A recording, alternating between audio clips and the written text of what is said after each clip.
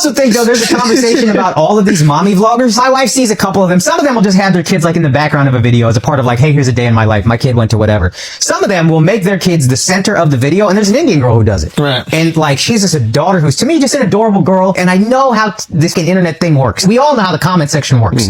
My wife was watching it and I was getting like furious. And she was like, why are you so angry? And I was like, dog, this girl is going to start seeing negative comments. She's a baby. This is going to fuck her up mentally. She has no consent in this. Why are you putting her on video? Do you care about your kids at all? Or are you just so talentless that you'll do whatever it takes to get a few views? I was like livid about it. I think larger conversation, all them parent vloggers, if your kid is the center of a video, your account should be banned. I'll say this though, like all the mommy bloggers, like keep that shit up though, because they put out some good information. If you want to know like how to beat jet lag for your kid, you could just type that shit into TikTok. It's incredible. I love that. You be the center of the video. No, I think you're making you're defining it right. Like that is a talent when you're describing. Yeah. Putting my kid in a video and talking about how cute they are, that's no different than like these stage moms that we hate or the kids that force their kids to be actors. You're the exact same person, but now you're also the director, the executive producer. You're just taking all the money. And the next person won't be as insane as Ruby Frankie. She'll be smart enough to delete the raws, etc., etc.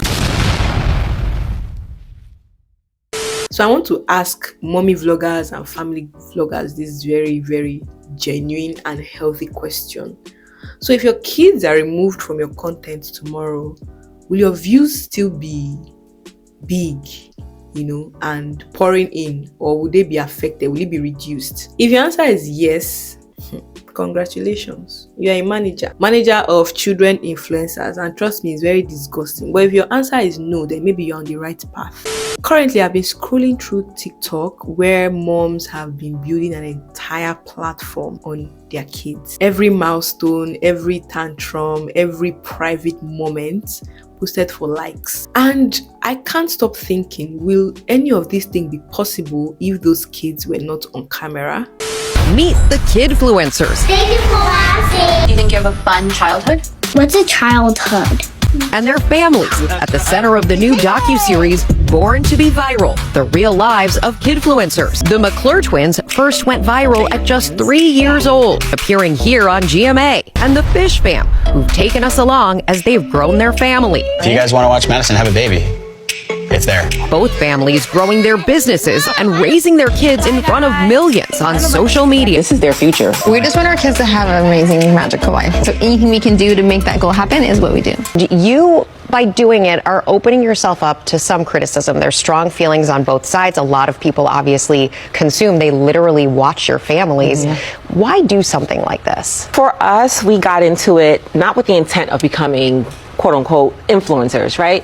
You were having fun, you're making family content, and people start to follow. And at that point, we realized it really can be a business. It's something we can do. We continue to have fun. Our kids love it. We're having a lot of fun all the time. And I don't mind sharing little bits of who we are.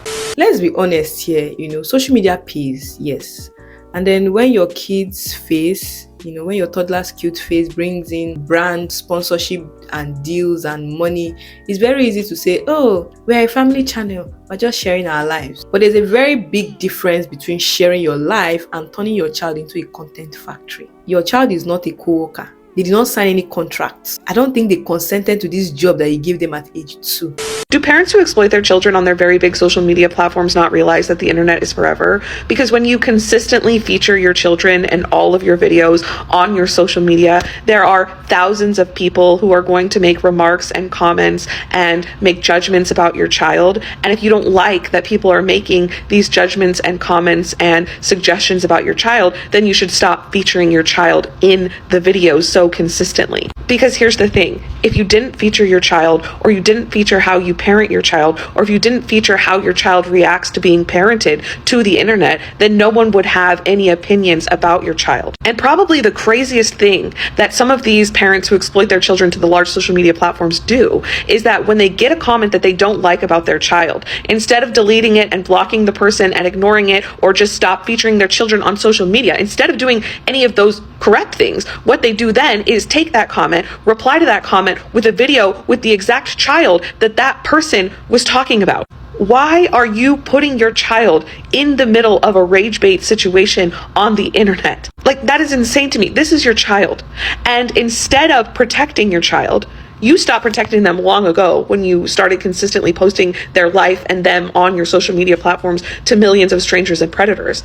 But this is your child, and you're putting your child in a position to respond to weird and creepy people leaving comments and judgments about your child. Do you not see how weird that is? I know I'm not crazy. I know I'm not the crazy one. I just don't know why people continue to support these family vloggers, these lifestyle vloggers, whatever they want to call themselves, whatever they want to say. At the end of the day, their children are being exploited. When people start making comments about your child, that's when you should probably take your child off social media. The internet is forever. When that child grows up, those videos that you made when you're correcting your child, when you're parenting your child, when your child is acting like a child, and you thought that that was good content for your page and knew it would get a lot of likes and clicks and blah, blah, blah, blah, blah, that is going to haunt them when they're older. And the clapback videos that you make with them in it is also going to haunt them when they're older. But you don't think about that. You're just thinking about the money that you're going to make from exploiting these kids online. And that shit is wrong. That is wrong. I think that some family content accounts are really crossing that very thin line of family content and child exploitation. And the way that I decide this is, would your content still thrive if your children were not in your videos? Because you have to understand that when adults are making content with their children, they're not at the age of consent. They're not even able to understand what it is that they're signing up for, that their parents are making them do. And using your children as a selling point or as a way to get money, especially in this day and age where so much is happening on social media and strangers have pictures of your children's face all for money and they aren't even able to decide if they want to do it or not. I think that's so crazy. Now, what is worse is seeing kids react to being filmed 2/7. The discomfort on their faces, their reaction when the camera comes out, the do it again, take this angle, use this angle. Everything for TikTok energy. Like, childhood should be messy and private and not rehearsed for strangers on TikTok. Now let's talk about safety. Parents are uploading their kids' faces on social media where there are millions of people, millions of strangers, and among those strangers there are predators posting their school's name, posting their bedroom layout, how their room looks like, how their environment looks like, every detail of their life for money. Like, forget the hate comments, but your child's image is now permanent online. Internet never forgets, and I don't think they cannot erase it even when they are 18 and they realize they didn't want the world to know about some private moments of their lives that were supposed to be private. So let me ask you again, if your content cannot survive without your children, what exactly are you doing? Ask yourself this question and you need to answer it. Because if the only way you can go viral is by sacrificing your child's privacy, that's not parenting. That's not business safe. That's exploitation. Like, you're exploiting your child. Your children deserve to grow up without a comment section that is picking them apart. Like, you see a harmless video of a child on social media, and if you enter the comment section, you see people say, oh, she's fat. Oh, why is she eating like that? Oh, why is this happening? Your kids deserve better than that. They deserve privacy, they deserve choice and safety. And if you can't respect that because the views pays your bills, I think you need to rethink the kind of platform you are building. So guys, what do you think? Should parents be banned from monetizing their kids, or do you think it's just harmless content? I'd love to know your thoughts in the comment section. Please keep it respectful. My name is Benita. If you're new here, welcome. If you're a returning subscriber, all the love in the world. I'll see you guys in my next video. Please like, share, subscribe. Bye.